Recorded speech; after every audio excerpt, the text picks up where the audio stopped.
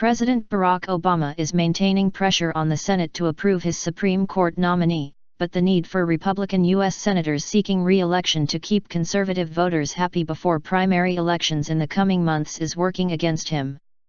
From April 26 to September 13, 9 states where incumbent Republicans' grip on U.S. Senate seats is tenuous will hold party primaries ahead of the November 8 congressional and presidential elections.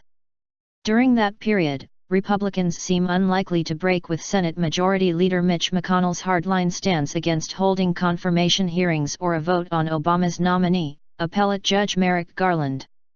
McConnell has insisted that Obama's successor, to be elected in November and take office in January, should fill the vacancy left by February's death of Justice Antonin Scalia. Republicans are hoping their party's candidate wins the presidency and can make the appointment. A Supreme Court appointment requires Senate confirmation.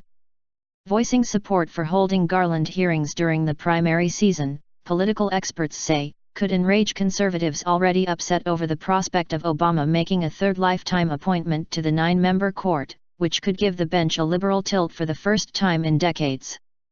That anger could bolster primary candidates challenging incumbent Republicans from the right or encourage new challengers to come forward. Political science professor Sheldon Goldman of the University of Massachusetts at Amherst, who has tracked Supreme Court nominations since the 1960s, said of the Garland fight, "The real obstacle is getting over the primaries." The danger of straying from McConnell's blockade was illustrated when Kansas Republican Jerry Moran last month backed hearings on Garland but reversed course after rumblings of a right-wing challenge materializing in Moran's August 2 primary. Other key battlegrounds for Senate Republicans include Wisconsin, Pennsylvania, Florida, and New Hampshire. New Hampshire's Kelly Ayotte is viewed as one of the most vulnerable Senate Republican incumbents. Ayotte will meet with Garland but said she wants the Senate to wait until after November's elections to act on the nomination. Arizona Senator John McCain, facing at least 2 opponents in his August 30 Republican primary, downplayed the political difficulties presented by Garland's nomination.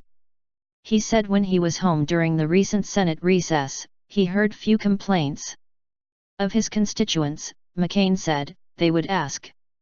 I would explain." Obama and fellow Democrats in the Senate continue to press Republicans to allow hearings by summer. So what you have here is, I think, a circumstance in which those Republicans in the Senate have decided that placating our base is more important than upholding their constitutional and institutional roles in our democracy in a way that is dangerous, Obama said in Chicago on Thursday. Some Democrats think McConnell's gambit gives them a campaign issue for the elections. Dick Durbin, the Senate's number 2 Democrat, said, "If there was any question about obstruction in the United States Senate, what's happening with the vacancy on the Supreme Court is Exhibit A of Republican obstructionism."